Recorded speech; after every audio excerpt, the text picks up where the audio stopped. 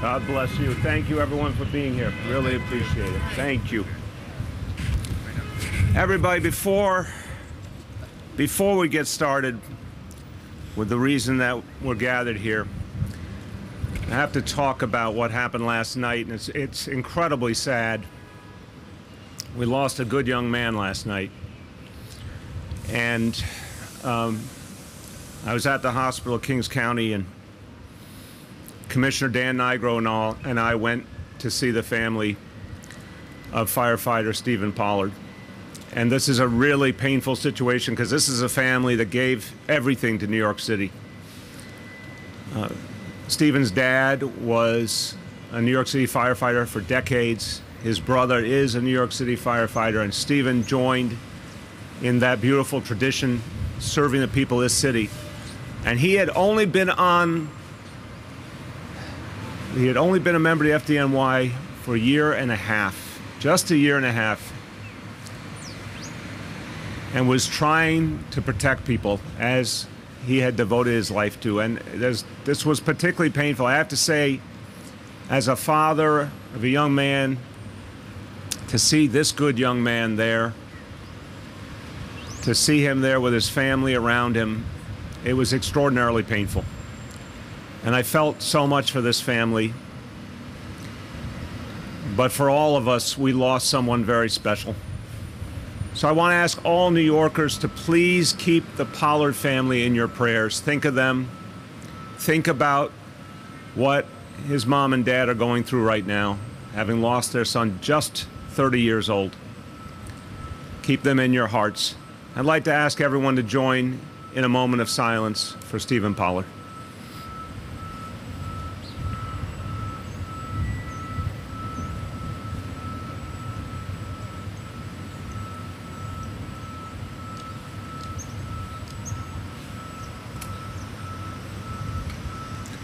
Thank you. I want to have Antonia Meditz come up to start the program now.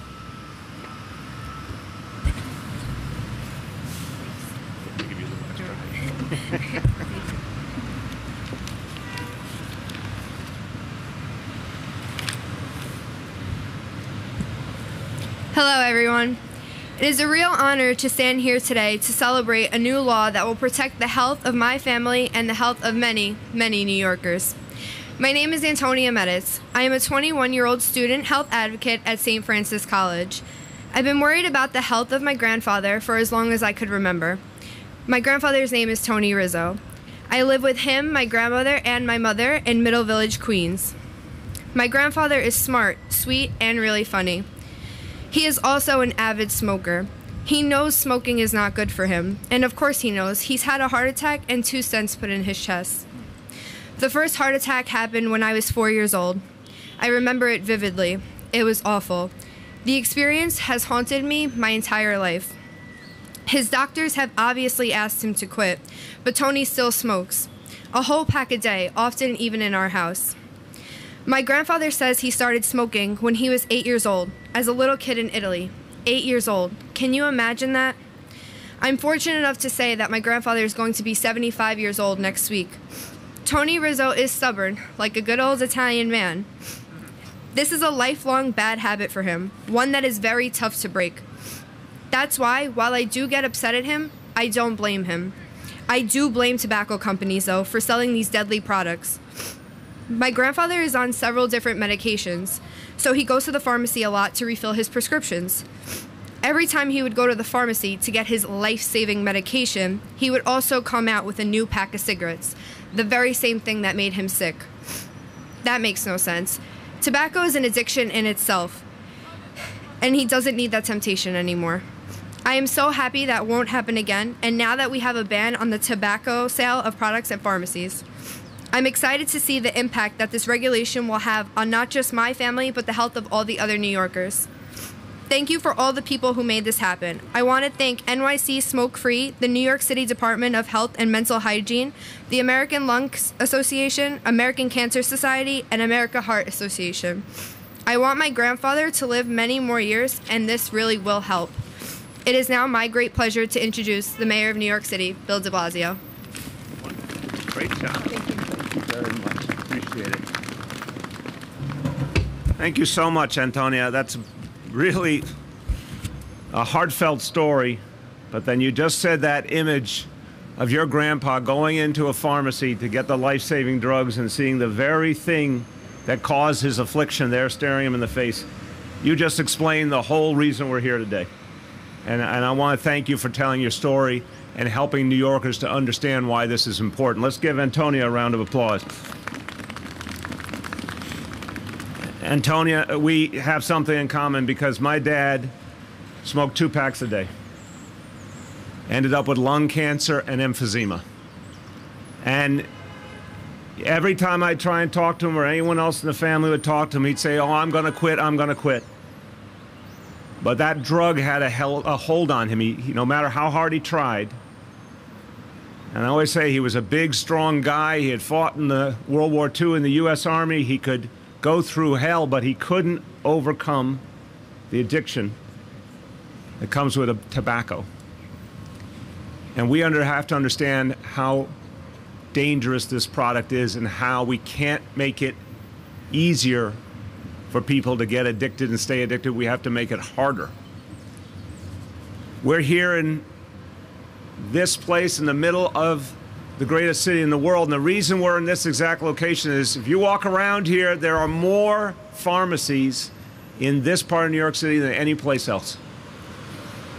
And until just days ago, those pharmacies were prominently displaying cigarettes and other tobacco products. Well, we're here to say no to the corporations who cause cancer, no to big tobacco, and no to tobacco sales in pharmacies, no more in New York City.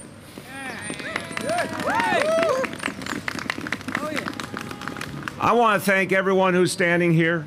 A lot of people worked really hard to get us to this day. And whenever there's a big change in our society, the moment the change happens, you got to look back over the years and years of activists and advocates and experts and strong voices at the grassroots who said the change was needed. So everyone give yourselves a round of applause. Thank you. We always depend on allies and partners in government to bring these ideas into action. You're going to hear from the council member in a moment, but I also want to thank one of our great allies in Albany, and I believe we're in his district right now, State Senator Brad Hoylman. Thank you so much. And my team and my administration, this is a labor of love for them. They believed this had to happen, and of course there was controversy. Of course there was pushback. I assure you, when you take on some of the biggest corporations in America, they don't like it.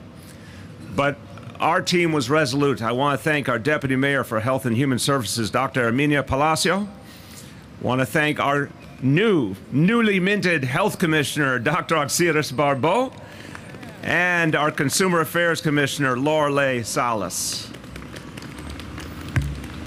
So here's the reality. Tobacco is public enemy #1 when it comes to public health. It's the most preventable cause of death in this city. 12,000 New Yorkers die every year from tobacco-related illnesses.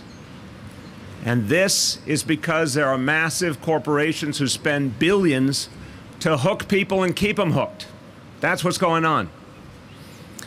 And when it comes to pharmacies, what Antonia said really puts a point on it. This is the definition of insanity. Selling tobacco in the very same place where you sell nicotine patches to try and get people to kick the habit, or medicines to keep people healthy. It makes no sense. That's why I'm very proud to say that this week we banned tobacco sales in pharmacies once and for all. No more. Now, as we took up this new part of this battle, I want to give credit where credit is due to Mayor Bloomberg, who put tremendous focus on addressing smoking and addressing this preventable health care crisis. And he got the ball rolling in so many important ways. We're very proud that this administration has built on that work forcefully. In 2017, I signed sweeping new laws that cut big tobacco off at the knees in New York City. And I want to thank the City Council for their extraordinary focus on this issue and their willingness to do the big things needed. We capped the number of retail licenses. We raised the licenses cost to reduce the number of vendors. We went right at the economics of the situation. We also raised the minimum cost of these products because it's been proven as tobacco products get more expensive, fewer and fewer people use them, especially fewer young people use them. We banned smoking in public areas of buildings with over 3 apartments because we understand there is no safe secondhand smoke. We also banned the sales of hookah products for people under 21. And we required licenses for anyone who wanted to sell e-cigarettes because we know this is a new problem that has to be addressed right now. 1 in 6 New York City public high school kids are vaping, and that's not acceptable. Our goal is to break big tobacco's grip on New York City once and for all. And we have a goal when it comes to saving lives. We believe that by next year, by 2020, we can help 160,000 fewer New Yorkers to smoke. We can help make sure that 160,000 people never pick up this bad habit or quit this habit. We can save lives with the changes we're making. And I want to say one last thing to any New Yorkers who may still smoke and they're struggling with it. And we understand that struggle. As I said, I understand it personally because I saw it with my own father. Antonia saw it with her grandfather. We understand it's hard. But please remember, it's never too late to quit. There's help ready for you. We're all here to help. Call 311 and you can get real help now so you can quit, you can be healthy, you can be there for your family. We are devoted this year to continuing our effort to be the fairest big city in America, but we also want to be the healthiest big city in America. And to do that, we need to send big tobacco where it belongs, to the ashtray of history. Few words in Spanish. Las farmacias son lugares para promocionar salud y no para vender veneno. Ahora, Nueva York está diciendo no a la venta de tabaco en las farmacias. Si necesita ayuda para dejar de fumar, llame al 311. With that, I want you to hear from one more speaker, and he really deserves tremendous credit. He's been a leader in this effort, one of the strong voices in the council for the legislation, one of the leaders in getting the legislation passed. He is also a former teacher, and so he understands the threat to our young people in particular. My pleasure to introduce the chair of the Committee on Health, Councilmember Mark Levine. Thank you so much, Mr. Mayor. Thank you so much, Mr. Mayor. Good afternoon, everybody. We are losing more New Yorkers to tobacco every year than we lose New Yorkers to homicide, suicide, and car crashes combined. This remains one of the leading causes of preventable death in New York City and America, and so it is and will remain one of the top public health policy priorities for this city. And the mayor rightly gave credit to Mayor Bloomberg for historic legislation to curb tobacco use. But Mayor, you also deserve significant credit for progress we've made in this fight. In 2013, 16% of adults in New York City smoked, and our latest numbers have that down to 13%. So that's a reflection of, you can applaud for that, absolutely. You can applaud for that. It's thanks to the work of many, many advocates here as well, including the American Cancer Society, the American Heart Association, Smoke Free NYC from Public Health Solutions, and of course our fabulous health department with Commissioner Barbeau. But we have a long way to go. Those numbers still mean that 860,000 adults are smoking today in New York City, and most painfully, an estimated 13,000 high school age students are also smoking. And we know that when you limit the availability of these products, you make people less likely to start smoking, and you make it easier for them to quit. And it is just unacceptable that someone could go into a venue, a place where they seek health products, where they often seek medical advice and increasingly even seek medical treatment, and buy a product like this, which is known to be deadly and addictive. And so this was the critical pillar of the package that the mayor referenced that we passed in 2017 that also makes establishes a minimum price for tobacco in New York City that is amongst the highest in America, and will severely limit the number of locations, neighborhood by neighborhood, where this product can be bought. So I am pleased to stand with you, Mr. Mayor, in seeking to banish this product and the companies that push it to the ashtray of history. And I'm going to go one step further on your metaphor and say we need to empty that ashtray into the dustbin of history to be done with this once and for all. Thank you and congratulations. Thank you, brother. Well, I want to conclude by saying you can see, obviously, in the background, we're not trying to single out any particular company, but you can see in the background one of the places that New Yorkers go when they need to go to a pharmacy. Again, up till last week, unfortunately, people could go there and see row upon row of cigarettes staring them in the face, but not anymore. So this is an example where you see real change before your very eyes.